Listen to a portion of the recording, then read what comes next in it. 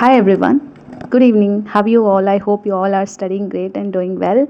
And yeah, welcome back to my channel Study with Nancy. And yeah, I hope you all are doing well and everyone reading with consistency because we already successfully completed 2 months of this year and we are in the third month. I hope many of you were who started your preparation in the January almost done with the basics and also started practice of the syllabus.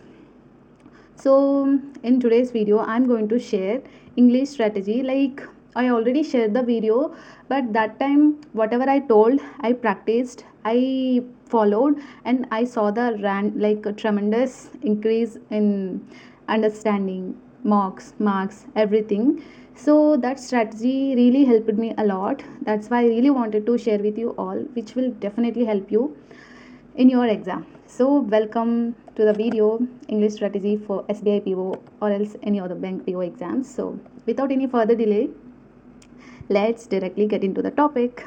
Yes, SBI PO exam contains English section with 40 marks. So there is a huge scope if you are having good accuracy. If you can maintain a good accuracy in English, you don't have to score in other two, like in other two subjects.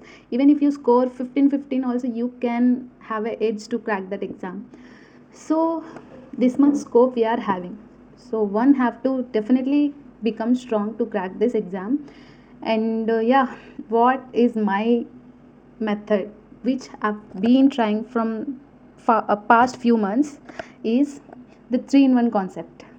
Now you might wonder, what do you mean by 3 in 1? Yeah, ask me, Nancy, what do you mean by 3 in 1? 3 in 1 nothing but English can be divided into three subsections, which are: the main one is grammar, and the reading comprehension, and the vocabulary. Have been telling these lines since very beginning. And 3 in 1 means all these three sections you have to prepare separately, but every day, every single day.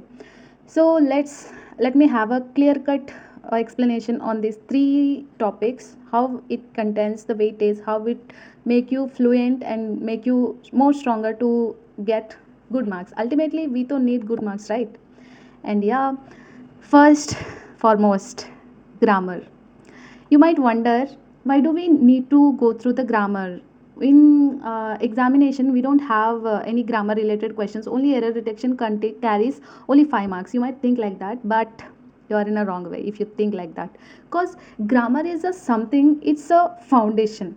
When it comes to quants, you have to go through the basics like speed maths, cubes and like cubes, squares, all these things, formulas. Like that way, in English, grammar is the foundation. Don't memorize the whole dictionary of rules, focus on fundamental grammar, which says, as every banking aspirant, they after they decided to start preparation for banking, they do install or download the 120 rules of grammar and start by hearting. Brother or sister or fellow aspirant, if you by heart the 120 rules of grammar, nothing will change, nothing is gonna change. But instead of memorizing 120 rules of grammar, if you work on the basic rules of grammar, like basics, very basics: subject verb agreement, tenses, prepositions, noun, pronoun, verb, adverb, adjective, conjunction, and all these things, one should have very much clear cut idea on all these things. Then you're almost done, 80% of your preparation is done. I'll tell you later why. So the goal is to master error reduction and sentence improvement. See, let me tell you one thing. There, I told you, right? Grammar, reading comprehension, and vocabulary. If you master both the grammar and reading comprehension, then you don't have to master the vocabulary.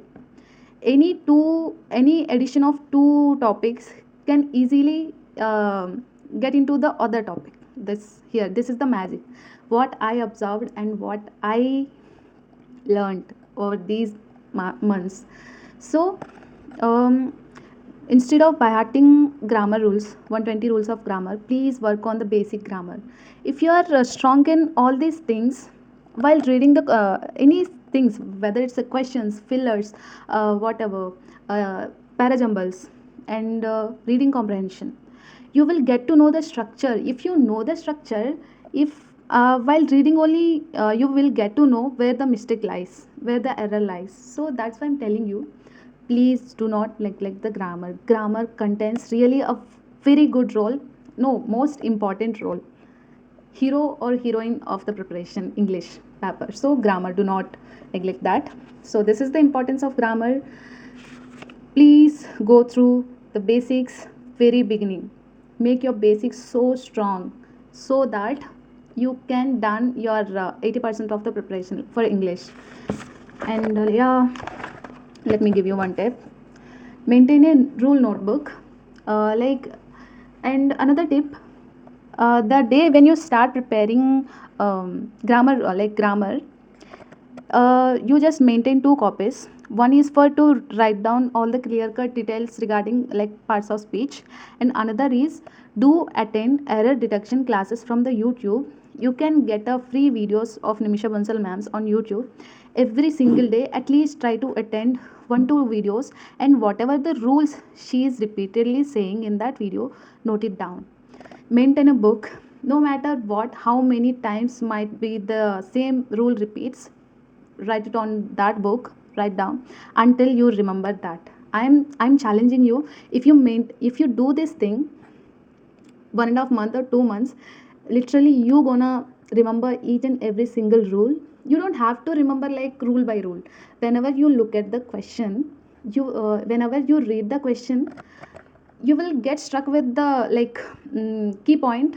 Oh, if either means either or, neither nor, that key words will like stuck in your mind, and you will get the answer. In examination you need to give where the answer lies, not where the what is the like answer. We are not going to give our class or board exams, we are giving to objective exams. They need where the answer lies, but what's the like answer, they don't need that. So that's the strategy tip. And I told you, right, maintain one book for basic grammar and another book for repeatedly note down that grammar rules. But every day at least try to attend two classes of her YouTube channel, free videos, error detection classes. It helps you a lot and a lot. And reading comprehension, the best thing to score even more, I can say. RC in SBI PO, in any other PO except RRB PO. In RRB PO from mains we can have a English, but interview also we need English. So in SBI PO, RC isn't just a topic, it is 50% of the paper. Not only 50%, dude, it's almost. From prelims, it's 40, and the mains, and the description paper, and the interview, everything, what not. If you are strong in English, 50%, not 70% of the work almost done. So make sure you are too good or so strong in English to crack any other banking exams. So focus on RC reading, like closed test and parasamples. Closed test, parasamples, reading comprehension. All these things can be easy if you are strong in grammar, if you are good at reading. So train your brain to read 500 words in a one go without losing focus. I hope you understood what I'm trying to say. Let me explain. While reading any editorial, any book, if it's not interesting or if it is a technical passage, our eyes will read that lines, but mind will go somewhere and wonders what the hell is going on outside. But we to read, but we will not never let we will not remain with understanding, right? So this happens with every single person. To like to avoid this, all you have to be presence of mind while reading. Our mind can stay one place when the things are getting into brain and when the things are understandable. So in that case you have to build interest on reading. So build interest on reading. Spend daily at least 1 hour. I'm telling you, spending 1 hour for reading, and not only reading, for understanding whatever you're reading, it will definitely gonna give you an edge. So try to understand while reading. Read editorials from the Hindu, because in examination we mostly get the reading comprehensions from the Hindu paper. So for that relevance you have to habituate by reading the editorials. As I told you, train your brain with a good stamina of reading 500 words passage without losing a focus. That's the tip. And last but not least, vocabulary, guys. And the contextual approach, learn through root words. Different, literally, it is very important that if we by heart the words, simply read the words, we have to remember a lot of words. But if you go through the root words, with one root word you can get to know the answer of, you can predict the answers of 10 to 12, 15, many meanings, like many words you can understand. So try to learn vocabs by using root words method. Okay. And another pro tip, vocabulary also, do maintain a note copy, do write and revise as many times as you can possible as possible. Like, what is the like point between giving multiple revisions? If you saw the thing every single day, and you will definitely remember, you don't have to by heart, you will definitely remember that thing. So that's the logic behind revision or writing down the vocabulary. I do have completed 2 books, and I'm just writing the third book, because I've been consistently writing the editorial vocabs, and whenever I'll get time I will go through the revision. In that way I do remember while solving RCs. When I see the word, yeah, I saw that word, I revised this word, this means I will get to know the meaning. Exactly, we don't have to exacerbate means exact meaning, we don't need. Relevant meaning also we will get to know if we go through multiple revisions. So these are the things you have to do every single day. What I do is, reading is must always, and I do spend writing 30 minutes for vocabulary, I'll revise. Then grammar, what to say, always I do always revise grammar. And grammar rules I remember through continuous repeatedly writing them on the copy. So whenever I saw like error detection, whenever I read with that root words only, with that important words only, I'll get to know where the error lies.